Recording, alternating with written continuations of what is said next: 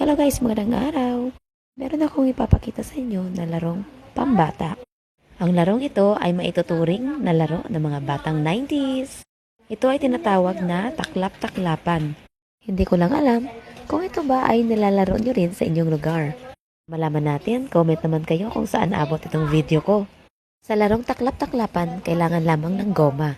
Maraming goma. Pag-uumpisa ng larong taklap-taklapan, kailangan lamang maglagay ng isang goma sa gitna kung saan kayo maglalaro. Ang gagawin lamang ng mga manlalaro ay salitan sa paghahagis ng goma.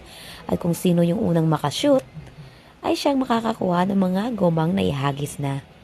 Kapag maraming goma na ang naihagis at wala pa rin nakakashoot, ay yun ang mas nakaka-excite sa larong ito. Kumbaga, the more, the merrier.